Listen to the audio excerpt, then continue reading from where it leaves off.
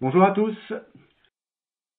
Donc aujourd'hui c'est le webcast dédié à la database 19C. On va attendre un peu encore une minute que toutes les personnes puissent nous rejoindre.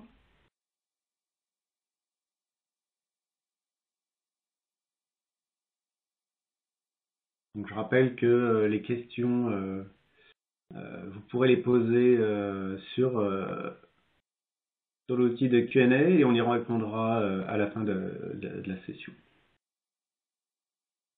Voilà. Donc j'ai le plaisir d'avoir Alain Scazola avec moi qui va animer la chronique pour démarrer ce webcast. Je suis Loïc Lefebvre, je ne me suis pas présenté, désolé. Product Manager depuis quelques mois maintenant, donc sur tous les sujets de la database, data management, etc., etc., etc. Bien. Alain, Oui, bonjour. je te laisse la parole pour lancer la chronique. Oui, bonjour Loïc, bonjour tout le monde. Donc, je suis Alain Scazola, en charge du business développement sur la partie data chez Oracle France. Et donc, je vais avoir le plaisir de démarrer ce webinaire par notre petite chronique habituelle. Donc, nous allons vous parler ce matin de la version 19C de la base de données et de ses dernières fonctionnalités. Cette nouvelle version confirme en fait le tournant important que nous avons pris dans le versionning de notre offre. Et ça, il me semblait important d'en parler dans cette chronique d'introduction. Si vous travaillez sur les bases de données depuis quelques années, vous avez vécu comme moi une époque où il fallait attendre plusieurs années pour qu'une version majeure sorte. Et quand elle arrivait sur le marché, on attendait prudemment la release 2 pour ne pas essuyer les plâtres. Nous ne pouvons plus fonctionner aujourd'hui de cette manière. Nous sommes à l'ère du cloud, les changements s'accélèrent, les évolutions technologiques sont constantes. Il faut changer à la fois de méthode et d'état d'esprit. Rappelons que la donnée est au cœur de la transformation des entreprises. Et pour l'exploiter efficacement, une base de données solide, performante et sécurisée est essentielle. Alors pour s'aligner avec cette évolution technologique rapide, Oracle a souhaité changer totalement son processus de livraison des nouvelles versions de la base de données. Nous livrons donc depuis 2017 une version annuelle majeure et des mises à jour trimestrielles. Alors, cela présente en fait plusieurs avantages. Vous bénéficiez plus vite des dernières évolutions. Vous les intégrez au fur et à mesure, sans faire un saut technologique énorme à chaque fois. Les versions sont beaucoup plus stables et en fait, au final, vous conservez les avantages de performance, de sécurité et de haute disponibilité sur lesquels Oracle se distingue et qui évoluent à chaque version. Plus généralement, repousser les mises à jour n'est pas une bonne solution sur le long terme. Il est certain qu'il faut dégager du temps et que c'est un vrai projet, surtout dans les grandes organisations. Mais mettre à jour son système régulièrement, c'est l'assurance de ne pas avoir à gérer ce projet dans l'urgence et d'être à jour en matière de sécurité et de bugs critiques. Et tout cela pour rendre un meilleur service aux utilisateurs. D'autre part, en prenant l'habitude de ce versionning annuel, les montées de version deviennent une tâche régulière, anticipable, plus facile à intégrer au planning des projets. De plus, l'architecture à base de pluggable database définie depuis déjà 2013 facilite grandement ces changements de version. En déplaçant simplement ces pluggables d'un container d'une version inférieure vers un container 19C, c'est vraiment ultra facile, très rapide et très efficace. Et n'oublions pas que ces évolutions technologiques sont au service des nouveaux cas d'usage. Avec une base de données Oracle 19C, vous serez en mesure de relever les nouveaux défis de la gestion des données, que ce soit pour des projets décisionnels, transactionnels, hybrides, IoT, à base de machine learning, etc., etc. Et ce, en vous appuyant sur une plateforme toujours à la pointe, sécurisée et hautement disponible, qui vous permet de rentabiliser les investissements déjà effectués, que ce soit en termes de compétences ou d'infrastructures. Donc face à tous ces arguments, là je suis un petit peu à court, et après avoir écouté les avantages technologiques que Loïc va vous présenter, je ne vois vraiment plus d'obstacles à migrer vers la 19C. Nous allons donc vous montrer dans la suite de ce webinaire quelles sont les nouvelles fonctionnalités de la 19C, et pour cela, je passe maintenant la parole à Loïc. Merci Alain, merci. Et donc sans plus attendre, effectivement, grosse actualité relative notamment à Open World la semaine dernière. Donc je me suis permis de distiller ça et là des slides avec quelques annonces. Donc j'espère que ça va vous tenir un peu en haleine pendant toute l'heure qu'on va passer ensemble. Donc effectivement, comme Alain l'a dit, la base Oracle 19c, finalement, c'est l'acheminement de quasiment 42 ans des fonctionnalités qu'on a développées pour répondre à tous les cas d'usage de nos clients depuis de nombreuses années. Et quand on dit tous les cas d'usage, c'est vraiment, on est passé sur des cas d'usage tous plus farfelus, ambitieux, challenging, qu'on puisse voir dans le monde réel. L'idée, c'est pas de détailler ce tableau, rassurez-vous, mais plutôt de détailler plutôt l'histoire et vers où on va en fait.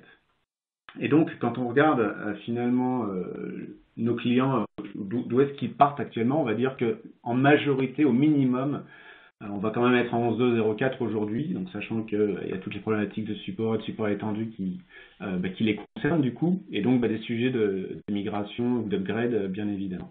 Et donc depuis 2013-2014, comme l'a dit Alain, on a cette release 12C, release 1 qui est sortie avec pas mal de choses, sachant que la 11.2 était sortie plutôt en 2008. Donc quelques années passées, un challenge au niveau du développement du produit pour anticiper les besoins d'ici 5-10 ans plus tard, voir est-ce que c'était encore pertinent. Et donc aujourd'hui, on a un moteur 12C1 donc, qui apporte déjà des fonctionnalités très importantes, donc l'architecture multitenant, la gestion de tout ce qui est document JSON, les capacités à avoir de l'analytique en colonne, les appels REST, on y reviendra dessus tout à l'heure, une grosse couche au niveau de la data virtualisation avec le Big Data SQL, et puis plein de nouveautés qui ont été ajoutées au fur et à mesure du temps comme ça. Et donc, le temps ne s'arrête pas. Déjà, la 12.2.01 est arrivée, la 18C également, et puis on est sur une cadence maintenant qui est annuelle. Et donc, cette version 19C, déjà, elle bénéficie de ce qu'on appelle long term support, avec finalement du support étendu à la clé, si j'ose dire. Pour rappeler clairement le choix en fait de ces releases annuelles qui ont été faites, c'est essentiellement sur, on va dire, la capacité à délivrer des nouvelles fonctionnalités plus vite, comme l'a dit Alain, et surtout d'avoir une meilleure stabilité par rapport à ça. Donc c'est vraiment un modèle, on a été à l'écoute de nos clients par rapport à tous les enjeux, de faire des sauts quantiques au niveau des optimiseurs, etc. Enfin voilà, c'est quelque chose, on veut patcher plus souvent, mais patcher moins de choses et du coup avoir moins d'effets de bord, bien sûr.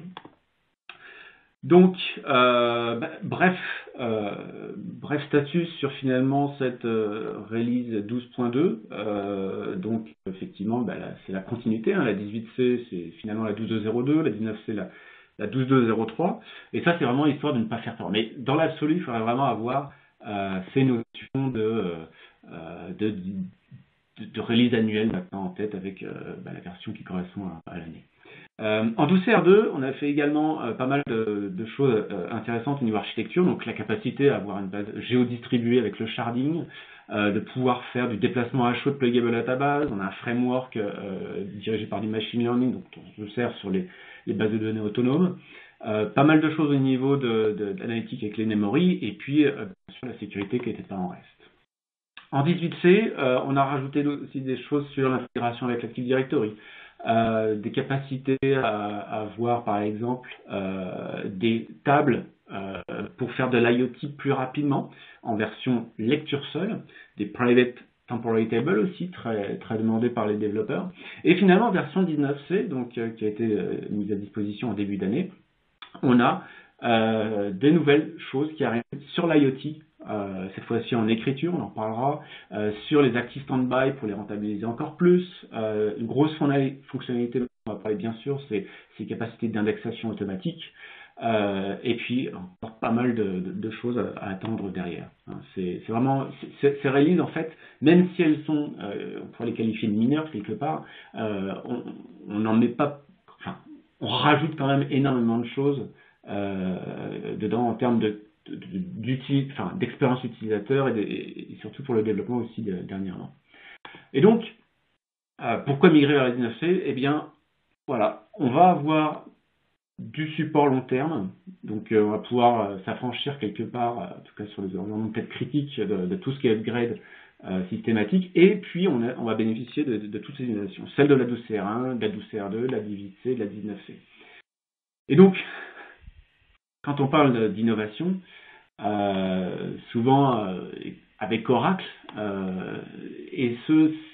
on a du mal, enfin, des discussions parfois, on se dit, tiens, c'est quand même assez compliqué d'associer Oracle et innovation. Et pourtant, eh bien, l'histoire montre, et quand on regarde clairement ce qu'est capable de faire le moteur d'Oracle aujourd'hui, ce n'est plus une base de données relationnelle comme on avait l'habitude de le dire, mais plutôt ça va être des capacités très riches pour pouvoir traiter, je dirais, tous les styles de données en fait qu'on va pouvoir rencontrer au sein des entreprises et de pouvoir justement traiter ces données de manière performante, sécurisée, et de conserver en fait toutes les capacités de la base de données telles qu'on les connaît. Donc par exemple, les données type JSON, bien sûr XML, mais aussi du graphe, qu'on connaît peut-être un peu moins, et les capacités spatiales, aller utiliser aussi les tables externes par rapport à tout ce qui est Object Storage ou HDFS, on a des capacités aujourd'hui pour le faire. Et donc, on est sur finalement une approche dite multimodèle, où on peut faire un peu le parallèle entre un smartphone avec plein d'applications qu'on peut faire tourner dessus. Eh bien, cette base multimodèle, finalement, cette base de données convergée, on va pouvoir lui faire exécuter tout un ensemble d'algorithmes, mais sur un même software. Et donc, on va pouvoir mixer les traitements, mixer les types de données, les algorithmes, faire appel à tout ce qui est SQL et des transactions pour pouvoir vraiment gérer tous ces types de données. Et finalement, ça donne quelque chose au niveau architecture, au niveau design applicatif qui est relativement plus simple à gérer au niveau de la production. Ça évite d'avoir de la fragmentation, d'avoir ces fameux silos de données. Là, on peut vraiment partager, faire des requêtes et des jointures avec tous ces types de données. Et finalement, de réduire les coûts quand on y pense.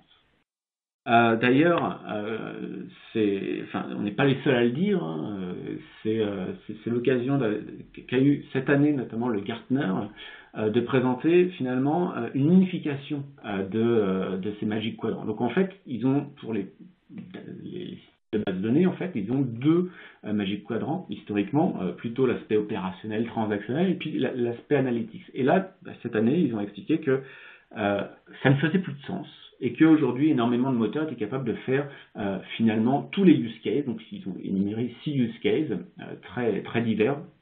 Et puis, finalement, il va y avoir un Magic Quadrant dans lequel va s'inscrire en fait, les data stores capables d'adresser ces cas d'usage. Et bien sûr, le moteur Oracle il va faire partie de tout ça. Si on regarde également les sujets autour de l'innovation, sur la partie plus microservices ou cloud native développement, comme on dit, là, on a quelque chose de très très très intéressant qui va finalement tirer parti de ce que je viens de dire, donc l'aspect database convergée, mais aussi l'architecture multitenant avec ses pluggable databases. Et ce qui est illustré sur ce slide, on pourra en parler pendant des heures, c'est hyper intéressant, mais essentiellement ce que ça dit, c'est l'architecture multitenant, où on peut avoir des pluggable databases qui adressent un type de données qui va correspondre parfaitement à votre microservice.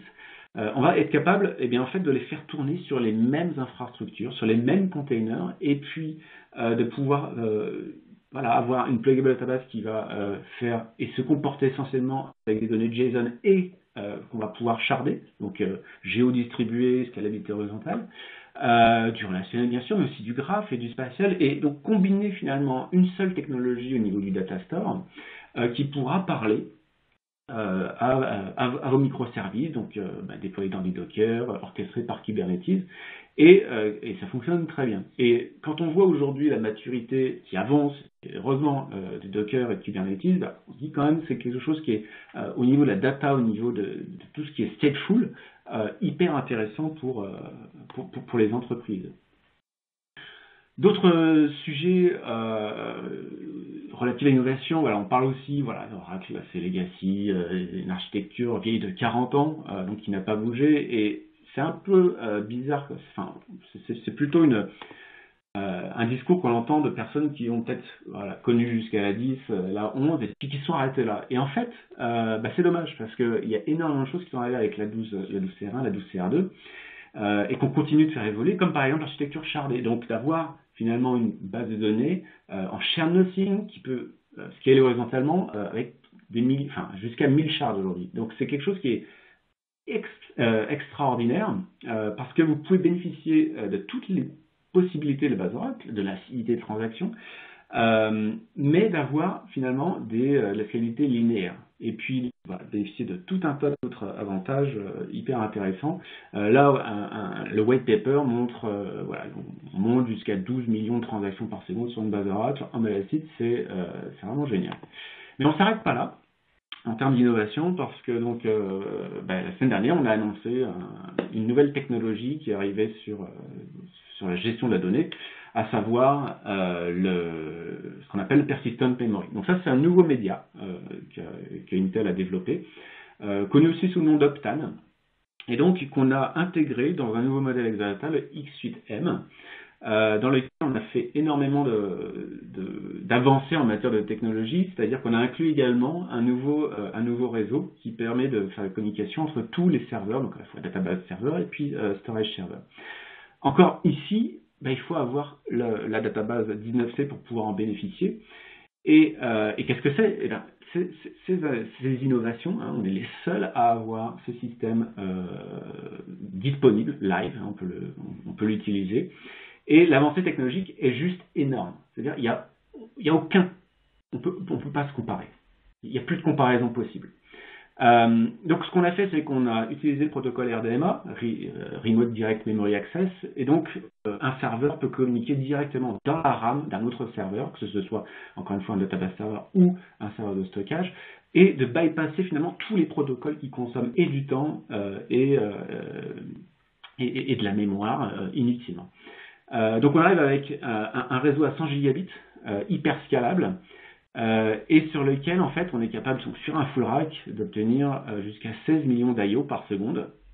Donc c'est juste exceptionnel. Et combiné à ça, en fait, on a rajouté en fait au niveau des cellules de stockage ce qu'on appelle de la persistent memory. Donc qu'est-ce que c'est? C'est de la RAM finalement, mais qui n'est pas volatile. C'est-à-dire j'arrête le serveur, je redémarre, les données sont toujours là. Et donc la combinaison finalement de ce nouveau réseau d'utilisation du RDMA et de la persistent memory, donc hyper rapide d'accès et avec un volume, une densité bien supérieure à la RAM, on arrive à des taux vraiment exceptionnels. Enfin, je veux dire 19 microsecondes max de latence pour des I/O de 8 KB. Et on parle bien des I/O, non pas directement au niveau du stockage, mais depuis la visibilité depuis l'application. Donc là encore, on arrive avec de l'innovation, et tout ça c'est drivé par la base Oracle 19.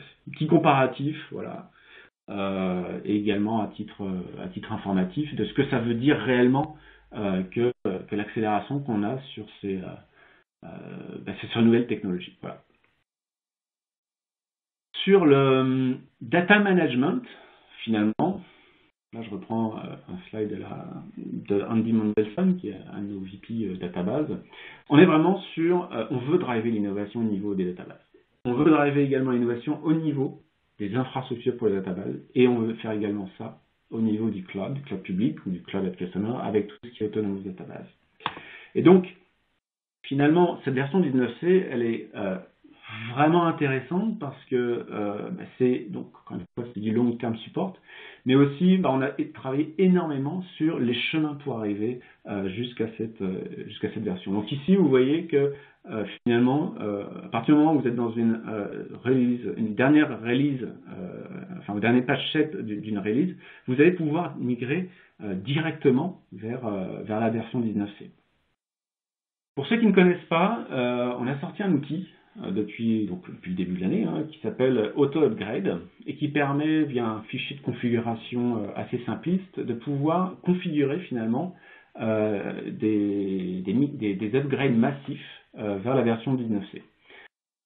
C'est un outil qui est gratuit, que je recommande vivement, parce qu'il permet justement d'adresser toutes ces problématiques qu'on peut voir chez nos clients où on a des centaines voire des milliers de bases de données.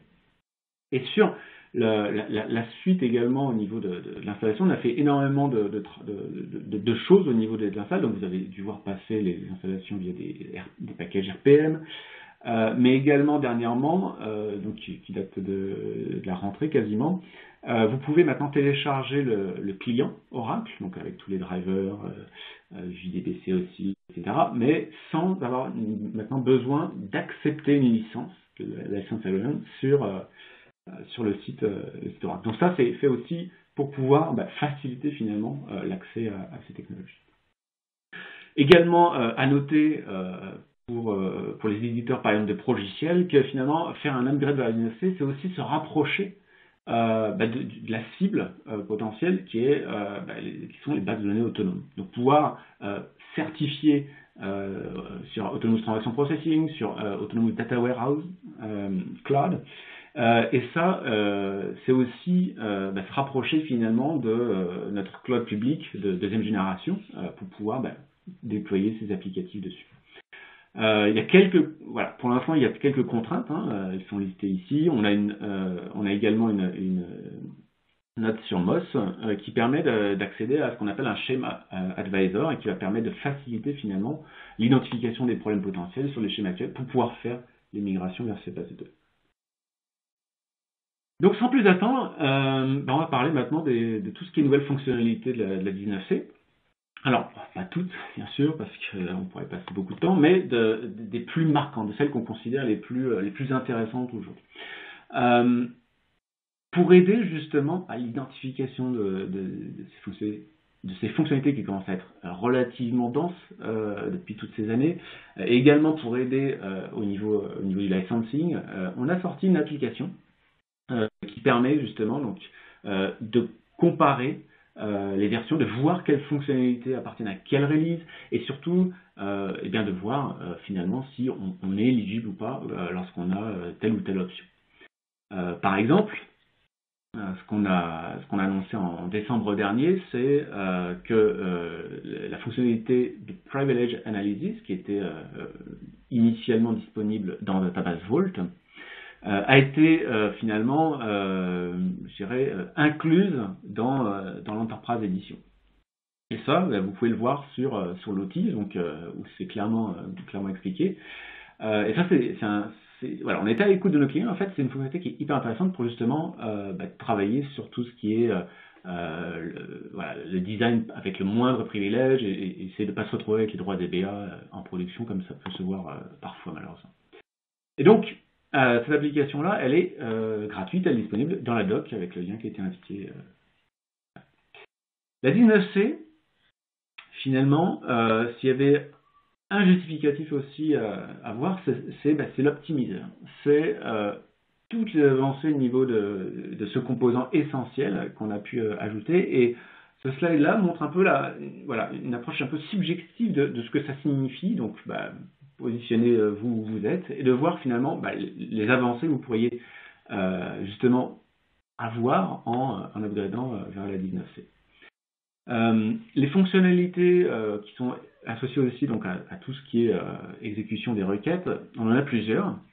Donc de plus en plus, on avait commencé avec la 18C, avec la 19C également, ça vient s'augmenter, au niveau du calcul de statistiques en temps réel. Ce qu'on entend par là, c'est que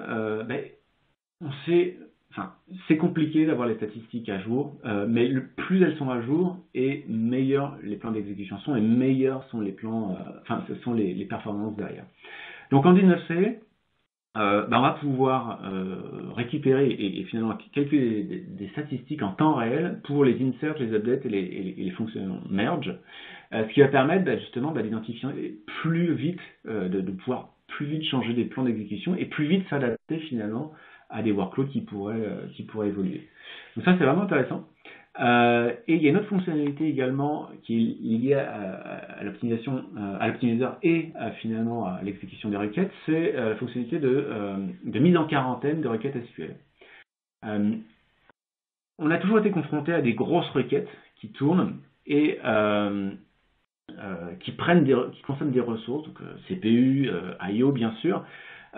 Et donc, on avait jusqu'à présent le Resource Manager pour finaliser ces requêtes si elles dépassaient certains seuils. Le problème, c'est que si on les réexécutait, de nouveau, il fallait attendre un certain laps de temps pour que ces requêtes s'arrêtent et soient terminées par le Resource Manager. Donc, avec la mise en quarantaine, on peut définir finalement, ça va se faire automatiquement, les requêtes qui vont dépasser, qui vont être terminées par le Resource Manager, n'auront plus le droit d'être relancées. Elles seront terminées de facto tout de suite. Et du coup, ça va pouvoir économiser toutes les ressources qui étaient associées. La prochaine fonctionnalité, donc l'une des grosses features de la 19C, c'est bien sûr l'automatic indexing. Donc je pense que pour ceux qui connaissent, vous avez déjà dû voir pas mal d'encre couler là-dessus, il y a pas mal de blogs, il y a eu des sessions à Open World la semaine dernière. Enfin, c'est vraiment une fonctionnalité qui est hyper intéressante quand on développe des applications. Combien de fois on a vu arriver des applications en production où les performances s'écroulent parce que les volumes de données sont différents, ou alors on intègre des nouvelles données et là tout à coup il y a des choses qui se passaient bien avant et qui se passent moins bien. Et donc on est clairement sur une approche orientée donc sur du machine learning, où on va avoir un apprentissage, on va avoir un système expert qui va faire ce qu'on appelle du reinforcement learning. Donc on est sur quelque chose qui va identifier tous les index qui pourraient manquer, donc on parle des index secondaires bien évidemment, et qui va valider, vérifier toutes les requêtes SQL pertinentes associées à la création de ces index, ou à la suppression, parce qu'on peut aussi supprimer des index, ceux qu'on aura créés en tout cas, et qui va décider finalement d'implémenter ou pas des index. Donc c'est une fonctionnalité qui est relativement impressionnante parce que imaginez vous devoir faire ce genre d'opération vous-même à la main. À un moment où vous devez dormir, ou il y a le week-end, ou vous quittez l'entreprise. Donc voilà, ça fonctionne de manière continue, tout le temps. Et donc les gains que ça peut apporter sont juste prodigieux. Ça marche sur les applications qui sont tunées bien sûr, mais ça aussi un intérêt sur celles qui sont pas tunées et dont on ne suspecte même pas potentiellement que les gains puissent être apportés en positionnant des index. La fonctionnalité fonctionne également donc sous forme de reporting uniquement. Donc là par exemple vous avez un rapport sur l'application PeopleSoft où on voit clairement le travail qui est fait par l'automatic indexing sur l'identification, sur la validation et sur les gains de performance qui sont estimés. Donc, bien sûr, nous on a testé ça sur nos ERP, on a testé ça sur les ERP de nos partenaires également, et donc c'est quelque chose qui est vraiment intéressant parce que, on a beau être fort en tuning, voilà, à un moment, c'est compliqué quand on rajoute plein de requêtes SQL en parallèle, vraiment de voir quels index vont être utilisés ou pas, et finalement de conserver ceux qui vont être pertinents. Voilà, et ça, c'est vraiment quelque chose qui fonctionne 24/7. D'autres fonctionnalités intéressantes, dont on parle peut-être un peu moins, mais donc j'ai voulu illustrer un peu les propos, notamment par rapport aux bases de données convergées, c'est par exemple les capacités dites spatiales, le processing spatial qui sont disponibles depuis pas mal d'années au niveau de la base Oracle. Donc il y a des nouveautés. Et il y en a une qui n'est pas des moindres, c'est justement quelque chose qui devrait faire plaisir notamment aux développeurs, aux analystes, aux data scientists, c'est la sortie du Spatial Studio. Donc c'est un outil qui est disponible gratuitement pour ceux qui ont souscrit à l'option spatiale ou qui ont la fonctionnalité grâce au service cloud, où vous allez pouvoir utiliser une centaine d'algorithmes pour faire de l'analytics sur les données spatiales. Et donc les combiner avec des données GeoJSON, ça c'est ce qui est arrivé en 19C, d'avoir des performances hyper intéressantes parce que avant les index spatiaux c'était sur les données qui étaient dans la base de données, maintenant on peut avoir des données à l'extérieur, donc sur des comment dire, des BNFS, en FS, des clusters Hadoop ou même de l'object storage. Donc là, on est sur vraiment quelque chose qui devient de plus en plus hétérogène en matière d'accès, et ce moteur Oracle qui permet justement de traiter à la fois du spatial, mais aussi tous les autres types de données.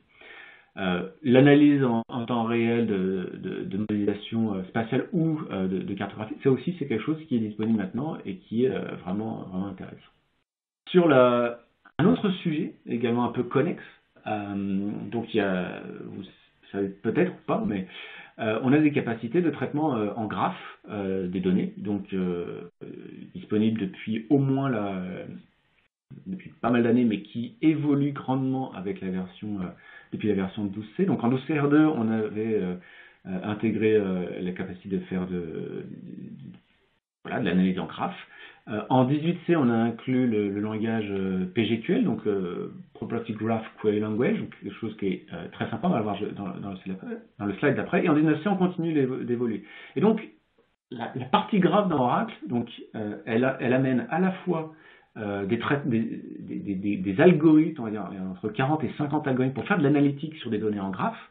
On bénéficie également de la technologie PGX, donc Parallel Graph Analytics. C'est un moteur qui a été créé par Oracle Labs et qui est, on va dire l'un des, j'ai envie de dire le meilleur, mais l'un des meilleurs sur le marché. Donc scalabilité horizontale, traitement in-memory, et donc qui est hyper performant pour faire tout un tas d'algorithmes sur vos données en graphe. Donc hyper intéressant. Et également de travailler sur ce qu'on appelle la mutation de graphes, donc faire des extractions, ou combiner des graphes entre eux, etc. les simplifier. Et donc en 19C, donc on voit déjà que on continue de travailler sur le standard PGQL, donc on avait travaillé sur la version 1, la version 1.1 était incluse dans la 18C, là on est en train d'inclure des nouvelles fonctionnalités qui vont arriver dans le standard 1.2, et vous voyez à droite que finalement, écrire une requête en PGQL, donc qui ressemble à du SQL finalement, mais qui est quand même beaucoup plus simple à comprendre et à maintenir et à écrire qu'en SQL, c'est pas mal intéressant. Donc on a rajouté également de nouveaux algorithmes, on peut maintenant accéder avec une API REST à ces fonctionnalités de graphe, et puis on fait aussi des choses dans le domaine de tout ce qui est graphe de connaissances, analyse sémantique, etc., avec des capacités réelles, donc là on a inclus le stockage en in-memory, etc., etc. Et donc, finalement, ces fonctionnalités-là qui sont un peu moins utilisées, vous pouvez y avoir accès dès maintenant, si vous le souhaitez, en version 19C, sur le site livesql.oracle.com. Donc c'est un site où vous pouvez finalement trouver des tutoriaux et tester sur un schéma temporaire finalement ces fonctionnalités de manière très à votre rythme, etc. Hyper intéressant, donc je recommande vivement, il y a énormément de choses et puis on en ajoute au fur et à mesure. Voilà, donc livesql.oracle.com. Également une grosse fonctionnalité qu'on a rajoutée en 19C, donc là plus sur les use cases propres à l'IoT ou au streaming de données, où on a finalement un cas de figure assez usuel, c'est on a des données qui arrivent en flux constamment, avec une latence très faible et un volume qui peut être hyper important. Donc là, par exemple, sur de l'analyse de capteurs de température, on va pouvoir définir des tables avec une propriété qu'on appelle memOptimize for write, et ça passe tout seul. Donc j'ai cliqué. C'est moi qui ai cliqué. Donc je reviens, oui. Et donc on est sur les capacités finalement à traiter les données très rapidement. Et on va avoir finalement, donc on va bufferiser en mémoire, je le dis comme ça, et en fait, de manière asynchrone, on va prendre des paquets de données, on va les écrire dans les tables. Donc effectivement, on adresse l'aspect consistance, voilà, on s'affaiblit à ce niveau-là, mais de l'autre côté, on a des performances, voilà, 25 millions d'inserts par seconde sur un serveur à 2 sockets, c'est quand même sympa. Donc ça répond à des use cases d'aujourd'hui, et c'est disponible maintenant en 19C. De manière un peu connexe, je voulais faire également un rappel sur les capacités JSON qui étaient disponibles dans la 19C. Donc la 19C, oui, on continue, oui, mais c'est disponible finalement depuis la version 12.1.02. Donc pour ceux qui sont dans ces versions-là, vous pouvez déjà eh bien, utiliser ces types de données et travailler avec du SQL. On a des API SODA, donc Simple Oracle Document Access, qui vous permet de faire du NoSQL, si j'ai envie de dire, avec une base Oracle et des données JSON, donc vous travaillez avec des collections finalement. Et vous pouvez utiliser toutes les capacités du moteur Oracle, donc les index secondaires, vous pouvez faire des requêtes en parallèle, vous pouvez traiter vos données en mode colonne, donc pour faire de l'analytique sur du JSON hyper performant, et compresser vos données également. Donc ça, c'était déjà une. En 19C, on rajoute d'autres fonctionnalités. Donc on va parler juste après. Voilà, je voulais vous montrer une petite vidéo d'abord sur justement ces capacités pour que vous puissiez le voir par vous-même. Donc créer finalement des tables avec des documents de JSON data, c'est ni plus ni moins que je rajoute une contrainte sur une colonne de type varchar2, club ou blob, et je vais pouvoir par exemple définir des index sur ces colonnes. Donc ça c'est disponible depuis pas mal de temps. De la même manière, si je veux insérer des données dans une collection, je peux faire des inserts de manière très simple. Voilà, donc on est vraiment sur un moteur vraiment multimodèle où le type JSON finalement, oui, on peut le traiter et on peut avoir l'acidité, on peut avoir le sharding avec la scalabilité horizontale dans une base Oracle. Les capacités ensuite de requêtage, on a inclus par exemple la dot notation, donc vous pouvez aller chercher vos champs comme des objets en Java, j'ai envie de dire. Des attributs, vous pouvez utiliser des fonctions également, comme JSON Query, travailler sur des champs dans des tableaux directement. Et puis vous pouvez également combiner toutes vos données que vous avez dans votre base de données ensemble. Donc par exemple, si vous avez une table client avec des données au format JSON et des données relationnelles, tout ce que vous voulez, votre CRM, des données de référence ou autres, et par exemple ici dans l'exemple de données format XML, eh bien vous pouvez créer des requêtes et combiner finalement, faire des jointures, tout ça, de manière, je dirais, plutôt simple, plutôt que des ETL et puis des multiples data stores divers et variés, vous pouvez faire tout ça. Vous pouvez travailler avec vos données en graphe, vos données spatiales ou en colonne, et tout ça, je dirais, de manière très simple. Donc pour continuer finalement le support de ce type de données au sein du moteur Oracle, on a également rajouté quelque chose qui manquait, c'est-à-dire de pouvoir faire des updates sur des documents de JSON. Ça c'est quelque chose qui arrive, on a besoin de mettre à jour des données, etc. Mais essentiellement, je dirais que énormément de data stores prennent le parti de prendre toute la collection, tout le document, pardon, et au sein de la collection, eh bien, vont remplacer l'entièreté du document. Et donc, ça engendre un certain nombre un overhead qui est assez conséquent sur, par exemple, les read log et puis sur les performances associées. Et ici, ce qu'on annonce, c'est, voilà, avec la fonction JSON Merge Patch, eh bien, vous pouvez faire des updates de uniquement les champs que vous voulez. Donc, par exemple, ici, sur la droite, j'ai une requête d'update et je peux, par exemple, supprimer un champ et donc minimiser finalement l'impact sur les performances et donc la scalabilité de mon système, de mon application derrière. Voilà, donc ça, c'est quelque chose qui manquait et quelque chose qu'on a fait qui est hyper sympa. Une annonce qui a eu lieu la semaine dernière, peut-être que ce qui datait d'une semaine avant aussi, mais qui a été rappelée lors de Oracle Code One, c'est enfin, je dirais, enfin, pour tous les développeurs Java. Grosse annonce, donc c'est la mise à disposition enfin des drivers JDBC sur le repository Maven central. Donc ça c'est monstrueux parce que en matière d'automatisation de vos process, de vos builds, de vos pipelines de build, c'est juste génial. Vous dépendez plus finalement d'un repo qui serait pas à jour ou pas forcément le plus vite possible.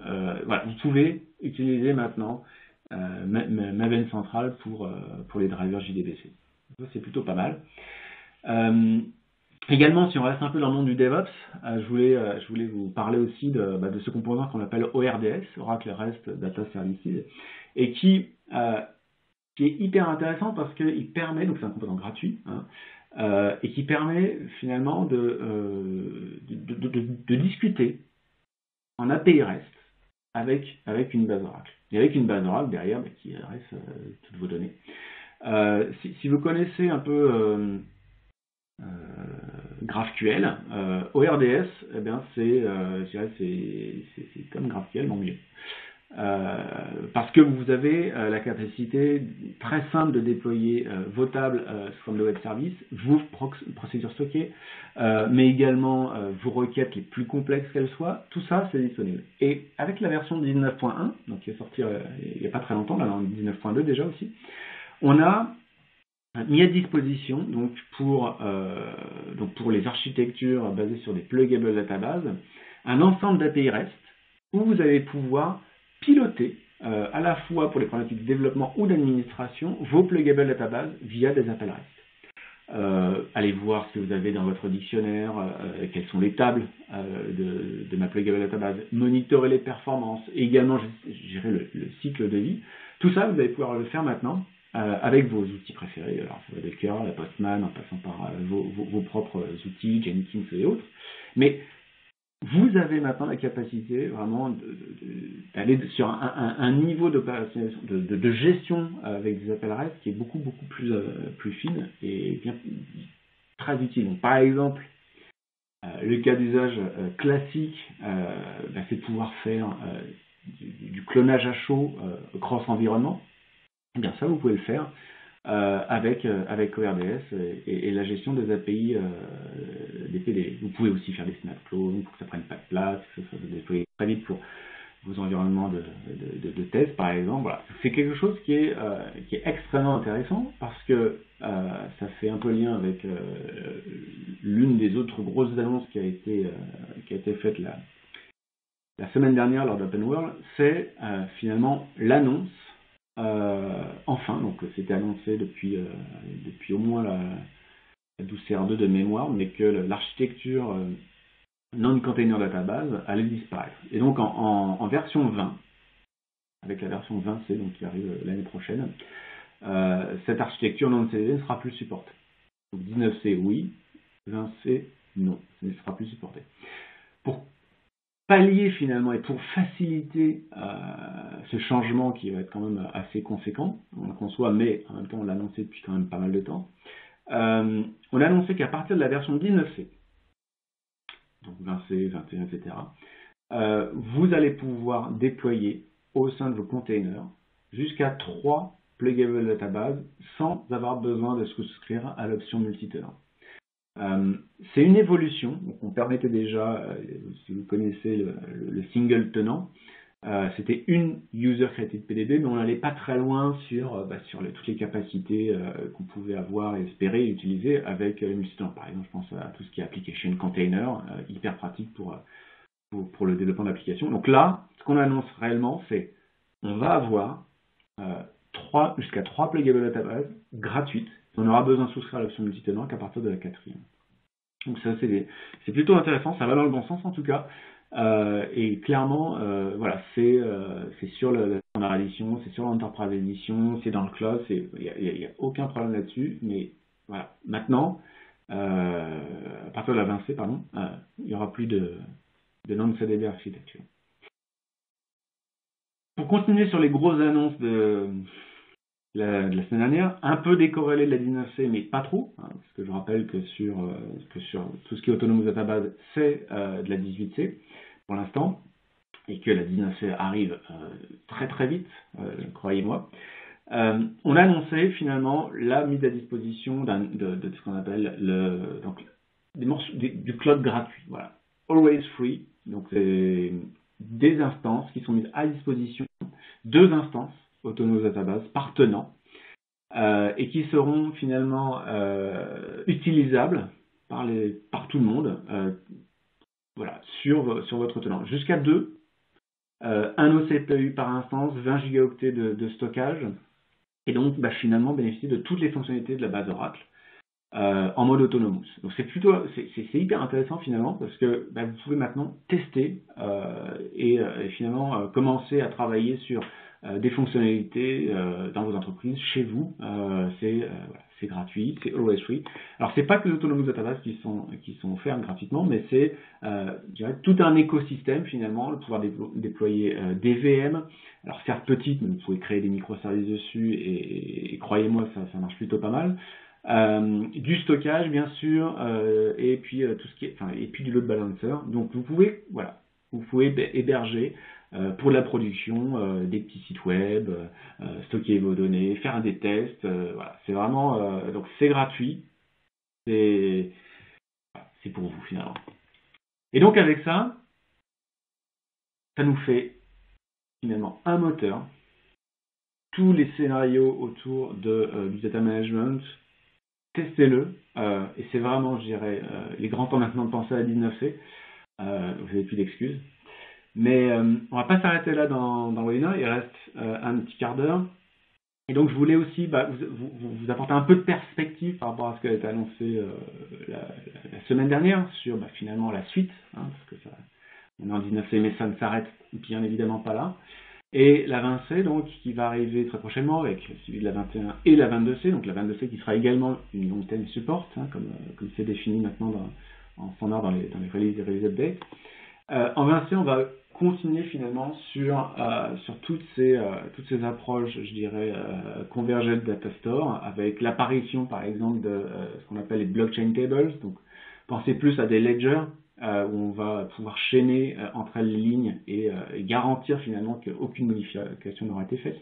On va apporter également pas mal de choses au niveau de tout ce qui est machine learning, être garant finalement que les modèles ne vont pas dévier avec le temps, des API avec Python également. On avait R, on avait SQL, maintenant on va avoir Python. Et puis très vite on va aussi améliorer les choses au niveau du format JSON. Où là, on va avoir un format natif. Donc là, je vous ai dit tout à l'heure que finalement JSON était implémenté et on avait des super perfs sur du blob, sur du Varchar 2 ou sur du Club.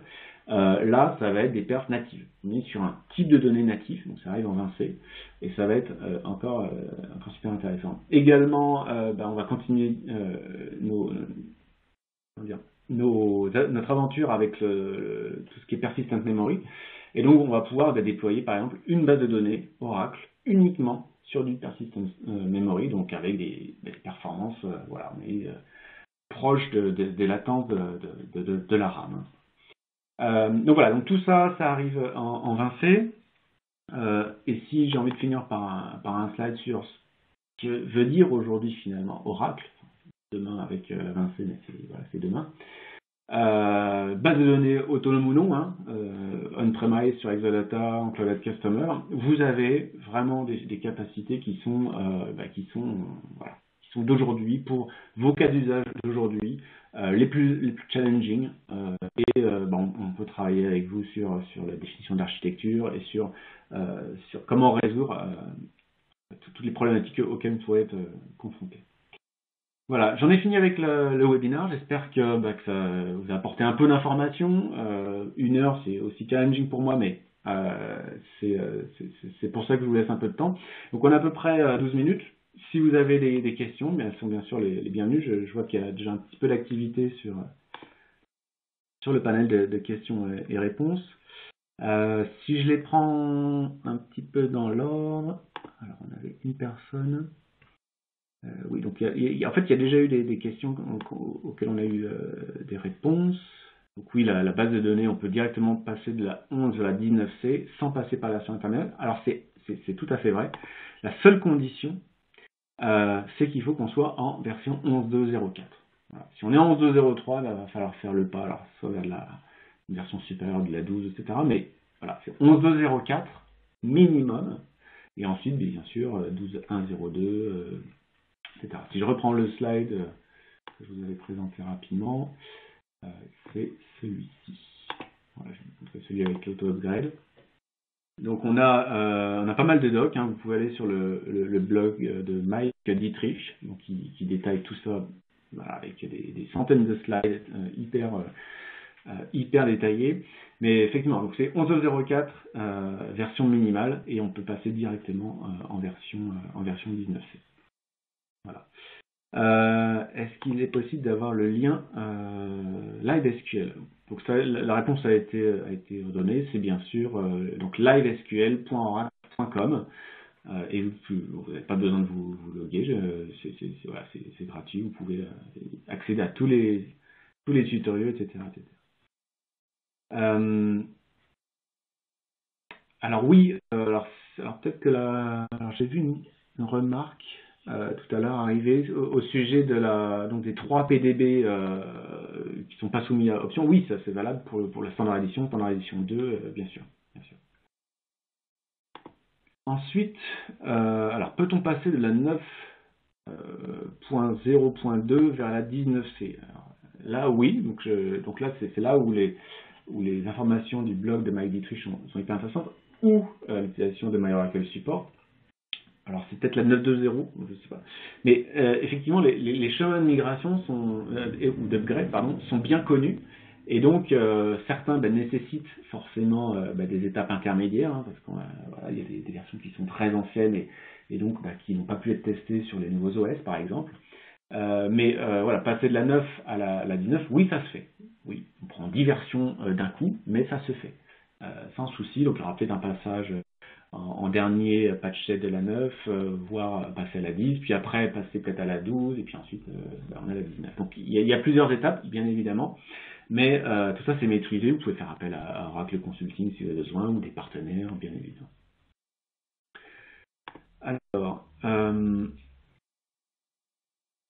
Alors, en termes de nouvelles fonctionnalités, est-ce que c'est la politique Cloud First? Alors, j'ai plusieurs choses en parallèle. Alors, la politique Cloud First, j'ai envie de dire oui et non. C'est-à-dire qu'on a quand même un écosystème on-premise qui est assez conséquent, hein, qu'on ne peut absolument pas délaisser, bien sûr. Mais ce qu'on va apparaître, c'est que on propose déjà de tester dans le cloud en premier lieu, de manière à finalement s'adapter plus vite. Clairement, on a une maîtrise de nos infrastructures qui est bien supérieure dans le cloud, d'une part, et aussi, j'ai envie de dire, donc en dehors du cloud, sur nos machines Exadata. Si vous ne le savez pas, la base de données Oracle est développée sur Oracle Linux et sur Exadata.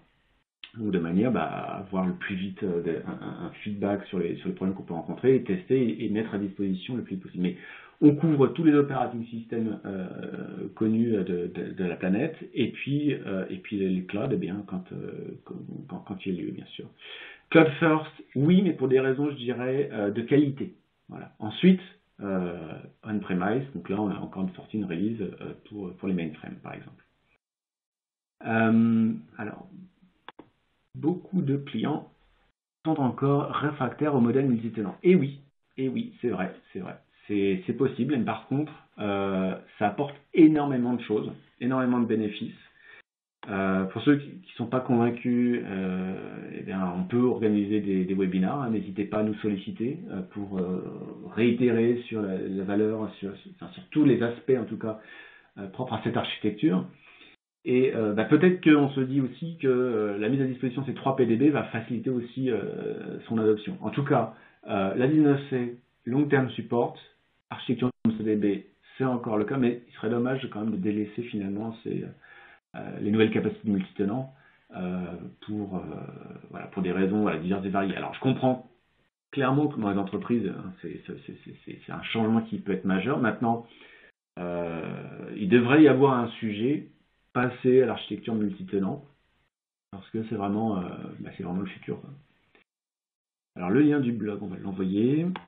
Autre question. Je cherche en même temps le blog. Alors, de SE2 à la EE, le monotenant ne serait plus disponible en 20C. Alors, j'ai pas dit ça. Donc, est-ce que le monotenant, donc aussi appelé le single tenant, il ne sera plus disponible en 20C? Si, il sera disponible, bien sûr. On pourra même avoir le triple tenant, j'ai envie de dire. Ce qu'on dit juste, c'est que le fait d'avoir plus que 3 PDB nécessitera d'avoir l'option multitenant ou nécessitera d'avoir le bon niveau de service sur les services cloud Oracle, sur les databases cloud service. Voilà, donc là, je donne le lien du blog. Alors le lien du blog, c'est pas compliqué, hein, c'est Mike Dietrich, donc MIKEDIETRICHDE.com. Je le colle dans la réponse, voilà. Normalement, voilà, ça a été répondu. Donc là, c'est le modèle tenant. Voilà, donc si le modèle tenant donc, sera disponible en 20C. Non, ce qu'on dit, alors monotenant, si c'est l'architecture non CDD, oui. Donc on sera obligé d'avoir un container database et on sera obligé d'avoir une pluggable database à minima. Ah oui, alors preneur d'un webinaire sur multitenant, et bien avec plaisir, on va le noter. Webinaire multitenant. Il est essentiel de toute façon, vu ce qu'on annonce, voilà, d'avoir un refresh là-dessus de toutes ces capacités hyper intéressantes. Multitenant, c'est vraiment essentiel de moins maîtriser les concepts quand on est DBA, production, DBA applicatif, j'ai envie de dire, et même développeur, hein, parce que on a des, enfin, voilà, encore une fois, tout ce qui est application container route, c'est juste essentiel de comprendre ça. Pour faire du développement plus agile, ne serait-ce que cet aspect-là. Alors, y a-t-il d'autres créneaux pour ce webinaire 19C pour ceux qui n'ont pas pu prendre le train en marche? Alors, il est enregistré, d'accord, donc il sera rediffusable à souhait pour ceux qui n'ont pas pu prendre le train en marche. Est-ce que l'offre Cloud d'Oracle va aller vers du plus généraliste comme Azure AWS? Alors, je vais essayer d'interpréter la question comme je la comprends, j'espère que ça va être la bonne, mais en gros, est-ce qu'on va pouvoir déployer autre chose que de la base Oracle? Est-ce qu'on va pouvoir utiliser d'autres fonctionnalités? Alors j'ai envie de dire oui.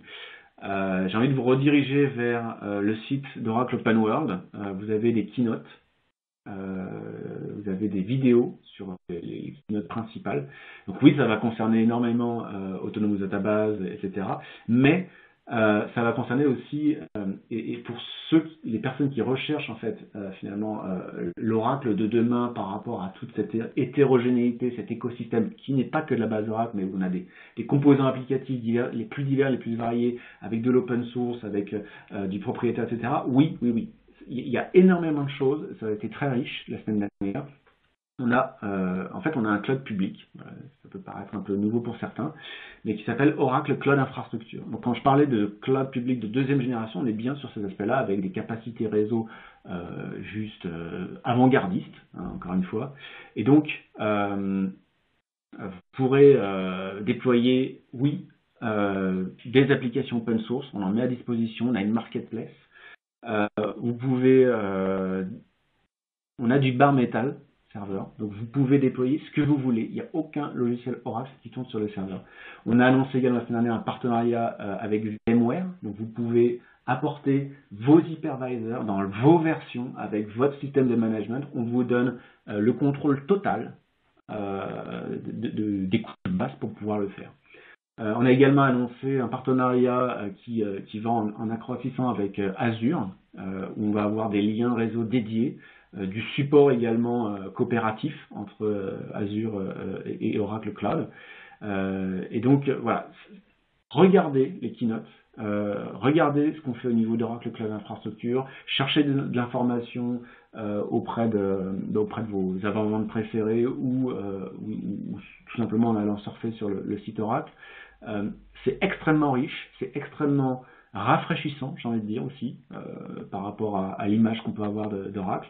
Et c'est clairement un des gros pans de l'histoire d'Oracle qui se résume à ça.